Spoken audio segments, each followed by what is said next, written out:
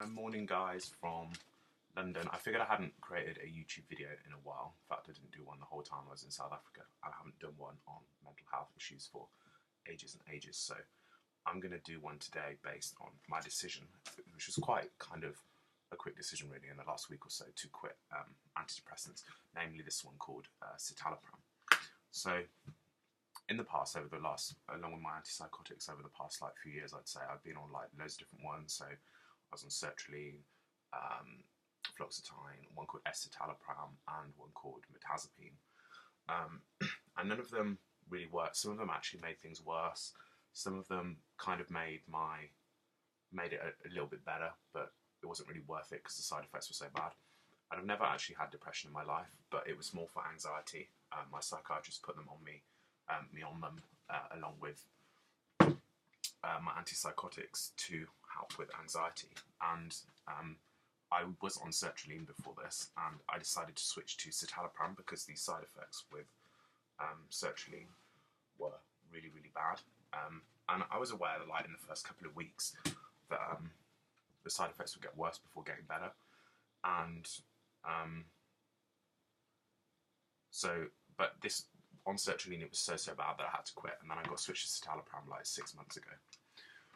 And my psychiatrist put me on the highest dose, which is 40 milligrams, and started to take them, and then I get the increased anxiety, the really bad moods for a couple of weeks, and I was like, I can take this. It's only for a few weeks, and then you get this massive leaflet, which I always read for some probably some paranoia reason. And it lists all the side effects, and I was quite lucky. The only one I got was increased fatigue and drowsiness, which was kind of welcomed because I like sleeping anyway. So instead of being in bed at 9, I was in bed at 8, 7, whatever. So you open them, start taking them, all is fine, and then I kind of realised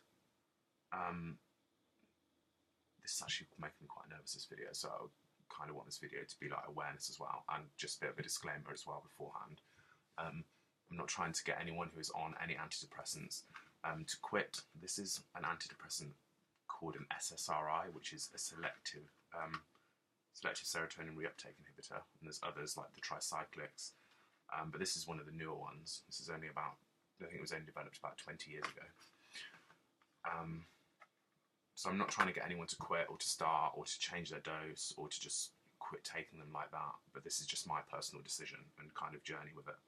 So before I went to South Africa, at the start of July, I flew out on the 7th of July, my doctor gave me a 2-month prescription for them because I was going to be out of the country. And I was like, okay, that's fine, I've been on them a couple of months, my body's used to it by now, and it was. But when I was in South Africa, I didn't really, although the drug wasn't actually making me worse, I didn't really feel like it was making anything better, and I didn't really see the point in putting something into my system which is not doing anything at all. So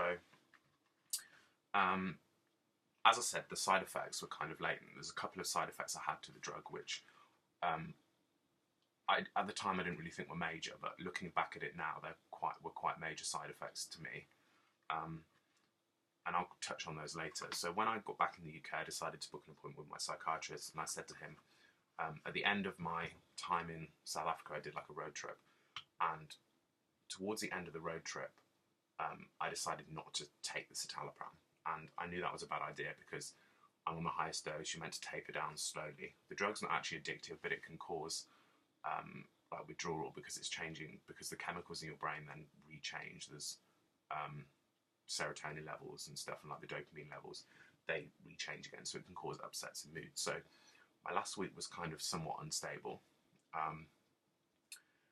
and kind of a little bit of an emotional roller coaster, and it has been since I got home. And I saw my psychiatrist when I landed, and he said, he wanted to take me off them slowly, if I wanted to come off. And I knew he would say that because that's the standard practice, and I was really headstrong, and I was like, no, this isn't the right medical advice, but I was like, I'm gonna not take them anymore, and that's it. So now I'm on about day 10 without taking them, and the withdrawal was kind of bad. In the first few days, you get muscle aches. Every muscle in my body ached, headaches, tiredness, you feel sick all the time, and your mood changes again. touching on the reason I wanted to quit is before I went on the road trip in South Africa, because there was only like a group of like 8 of us, I had to say goodbye to like 50 odd people, of at least half I had quite a good relationship and like a really close bond with.